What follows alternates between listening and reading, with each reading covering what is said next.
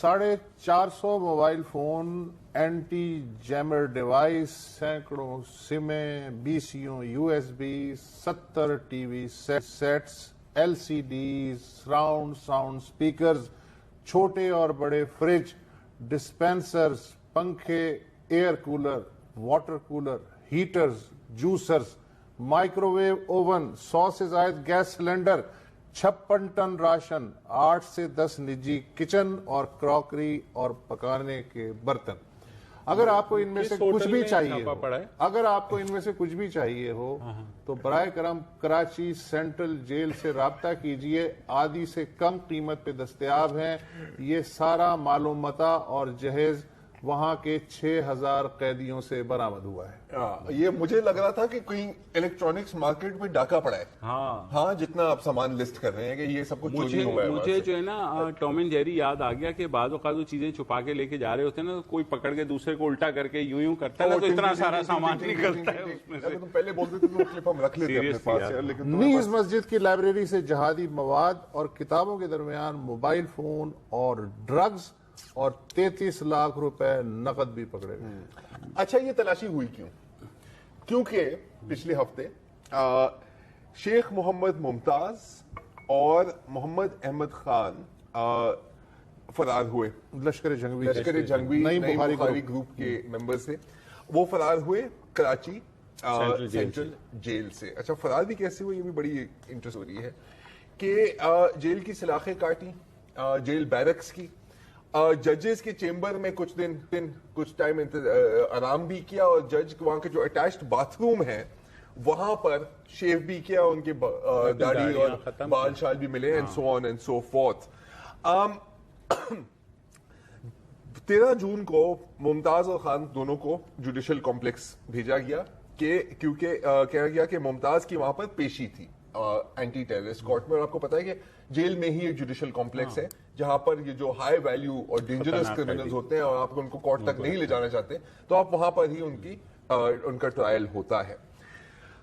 Unfortunately اس دن کسی کا trial تھا ہی نہیں، خاص طور پر ممتاز کا۔ تو ایک تو سوالیہ نشان یہ ہے کہ اس کو پرمیشن کس نے دی وہاں جانے کی، تو ظاہر ہے کہ کوئی نہ کوئی اس کے اندر ملا ہوا ہے۔ پہلے ان کو کمپلیکس بھیجا گیا اور کہا کہ جی شام تک ان کو واپس بھیج دیں گے۔ شام کو جب گئے ان کے جیل سیل میں دیکھنے کے لیے تو باقی قیدیوں نے کہا کہ نہیں جی وہ سو رہے ہیں۔ تلاشی لی تو پتہ لگا کہ یہ فرار ہو گئے تھے۔ اچھا جو جوڈیشل کمپلیکس ہے وہ جیل کے اندر ہے لیکن آؤٹر سیکشن، ٹھیک ہے نا، ملٹیپل سٹوریز ہیں، 2 گیٹ ہیں، ایک میں جس میں وکیل، جج اور پبلک آ سکتی ہے، اور قیدیوں کے جو گیٹ ہے اس کے اوپر سلاخیں لگی ہوئی ہیں اور ایک لوہے کی گرل بھی ہے۔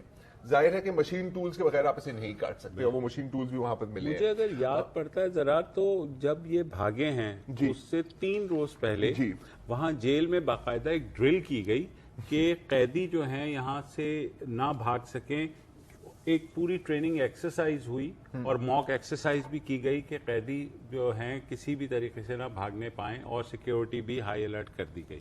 بالکل۔ سی ٹی ڈی کے جو افسر ہیں عمر خطاب، اچھا اس سے پہلے کہ آپ آگے بڑھیں جی میں ناظرین کو یہ بتا دوں کہ ہم ان دونوں کا ذکر کیوں کر رہے ہیں، یہ عام قیدی نہیں تھے جی۔ شیخ محمد ممتاز عرف فرعون عرف شیر خان عرف شہزاد عرف بھائی 65 ٹارگٹ کلنگز کا اعتراف کر چکے ہیں، جن میں مرنے والوں میں پولیس والے بھی شامل ہیں۔ 32 چالان ٹارگٹ کلنگز کے ان کے خلاف ریڈی تھے، اور محمد احمد خان عرف منا، ان کا تعلق بھی لشکر جنگوی نئی بخاری گروپ سے ہے، انہوں نے 7 ٹارگٹ کلنگز کا اعتراف کیا۔ تو اس لحاظ سے اہمیت ہے کہ یہ کیسے جیل توڑ کے بھاگ گئے، اور اس پر بھی غور کریں کہ جو لشکر جنگوی کی ٹارگٹ کلنگ نیٹ ورک ہے، پولیس اور رینجرز دونوں کا دعویٰ ہے کہ کافی حد تک اس کو کنٹرول اور کرب بھی کیا ہوا۔ اب ان کو خطرہ ہے کہ یہ اس کو دوبارہ ری اسٹیبلش نہ کریں۔ اچھا کاؤنٹر ٹیررزم ڈپارٹمنٹ کی جو انچارج ہیں راجہ عمر خطاب، انہوں نے ڈائریکٹلی کہا ہے کہ جی جیل سٹاف کی کوآپریشن کے بغیر یہ نہیں 12 تقریباً جیل کا سٹاف جو ہے اس کو سسپینڈ کیا جیل گیا ہے۔ سپرنٹینڈنٹ ہے غلام مرتضی شیخ، ڈپٹی سپرنٹینڈنٹ عبد الرحمان شیخ سمیت 12 جو ہیں اریسٹ بھی ہیں اس وقت۔ اور یار یہ مجرمانہ غفلت، ایک ٹیررسٹ جج کے چیمبر کے باتھ روم میں جا کے باقاعدہ شیو بناتا ہے منہ دھوتا ہے اور اس کے بعد آرام سے گیٹ کے ذریعے سر اس سے پہلے بھی کیا ہوا یہ بھی تو سن لیں نا. اب کبھی یہ نہیں ہوتا کہ جی فلانا کہہ دی ٹھیک ہے دونوں دہشت گرد ہیں نا, آپ جائیں جوڈیشل کمپلیکس خود ہی چلے جائیں کوئی مسئلہ نہیں ہے, وہاں پہ آپ کی پیشی اور پیشی ہے ہی نہیں. بیانات کے مطابق جو جیل سٹاف سے لیے ہیں ان کے ساتھ کوئی گارڈ نہیں بھیجے گئے تھے, لیکن عمر خطاب صاحب کا کہنا ہے کہ یہ ناممکن ہے کیونکہ کسی نے وہاں پر 2 کرسیاں بھی ارینج کی تھی ان کے لیے تاکہ آپ اگر تھک جائے نا سلاخیں کاٹ کے تو آپ کو بیٹھنے کی بھی کوئی جگہ ملے, تو اٹ از ناٹ پاسبل. اچھا اب آپ نے بتایا نا کہ یہ کتنی ان کے اوپر چارج شیٹ ہے, کتنے ان کے اوپر کرائمز ہیں. ممتاز جو ہے ہاں یہی ہے میرا خیال فرعون ممتاز کو ہی کہتے تھے, وہ اپنے سیل کا انچارج تھا تو اس کو باقاعدہ ایک اور ملزم دیا گیا تھا ایز اے خدمت گار جو اس کے کام شام کرتا رہتا ہے. اچھا انچارج کا کیا ہوتا ہے کہ باقی جو ملزم ہیں جو قیدی ہیں ان کی وہ دیکھ بھال بھی کرتا ہے, تو مطلب کہ ایک قیدیوں کے اوپر آپ نے لگا وہ سرپنچ ٹائپ جی. اچھا اب یہ جو ایکسپریس ٹریبیون میں جو سٹوری ہے اس میں کہتے ہیں کہ سی ٹی ڈی کے سورس کے مطابق انہوں نے کہا کہ جی جیل سٹافر کی آپ بات کیا کرتے ہیں, جو ہائی رینکنگ آفیشل بھی ہیں وہ اس طرح کے ہائی ویلیو ملیٹنٹس کے ساتھ بالکل انٹرفیئر نہیں کرتے کیونکہ جیل سٹاف کو پتا ہے وہ دھمکیاں بھی دیتے ہیں, ایک تو برائب کرتے ہیں اور ایک تو دھمکیاں بھی دیتے ہیں. اور لشکری جھنگوی کا تو یہ سٹینڈرڈ آپریٹنگ پروسیجر رہا ہے, چاہے ججز کے خلاف چاہے گواہوں کے. کیا ہوگا یہاں تو 100 سے زائد اسی لیول کے دہشت گرد موجود ہیں کراچی سینٹر. بالکل ہے. اب یہ بھی سن لیں جو راجہ خطاب صاحب نے اس کے بعد کہا ہے کہ جو اصلیت جیل میں جو صورتحال ہے اس سے یہ لگتا نہیں ہے کہ یہ قیدی ہیں.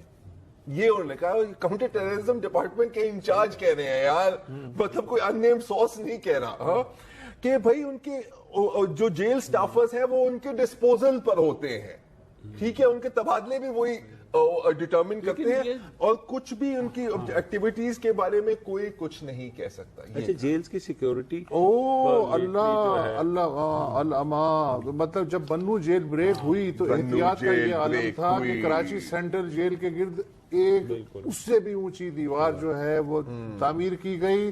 پھر اکتوبر 2014 میں ایک 45 میٹر طویل سرنگ, وہ کون سی فلم تھی یار, گریٹ اسکیپ, بالکل گریٹ اسکیپ والی جو سرنگ, وہ جن صاحب کے گھر سے کھودی گئی وہ بھی کوئی پولیس والے تھے جن سے کسی نے ان کا گھر 3 لاکھ کا جو گھر تھا 14 لاکھ روپے میں خرید لیا. اس کے بعد وہ 45 میٹر سرنگ بنائی گئی, 10 میٹر باقی تھی کہ وہ جو ہے فاش ہو گئی. اور ماحول ارد گرد کی جو علاقے پی آئی بی کالونی ہے, حیدرآباد کالونی وغیرہ, وہ لوگ تنگ ہیں اس لیے کہ اس کے جو جیل کے جو جیمرز ہیں وہ اتنے طاقتور ہیں کہ ان محلوں میں بھی سگنلز نہیں آتے.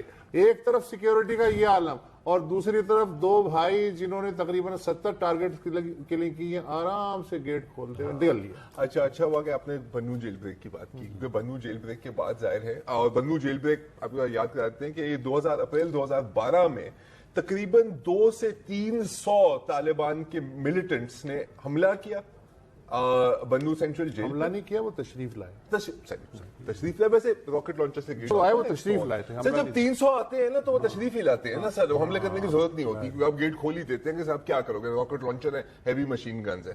بہرحال تقریباً میرا خیال 400 وہاں سے قیدی فرار ہوئے. فوج کی چھاونی 10-15 کلومیٹر پر. وہ تو ڈی آئی خان میں بھی saw major security flaws in this we also saw major security flaws. بہرحال چلو وہ تو پرانی خبر ہو گئی نا. اس کے بعد کچھ اقدامات کیے گئے ٹھیک ہے, اور اس کے بعد ہر مین جو جیل ہے اڈیالہ جیل, کوٹ لکھپت جیل, وہاں سے رپورٹ طلب کی کہ سر کیا ایکشن لیں گے. رپورٹ کے مطابق ہر جیل میں موبائل فون چل رہے ہیں, ہر جیل میں اسلحہ چل رہا ہے, ہر جیل میں منشیات چل رہے ہیں, کچھ نہیں ہوا. آج اس سال اپریل میں ایک رپورٹ آئی ہے اڈیالہ جیل کے بارے میں کہ جی ہم نے جیمر تو لگا دیے لیکن پھر وہ موبائل کمپنیز نے اتنے قریب موبائل ٹاور بنا دیے کہ وہ جیمرز چلتے ہی نہیں ہیں. تو اب ہم نے ان کو ریکویسٹ کیا کہ تھوڑا دور کر دو, انہوں نے تھوڑا دور کیا لیکن پھر بھی ابھی تک ہمارا کام نہیں چل رہا. نیشنل ایکشن پروگرام زندہ باد.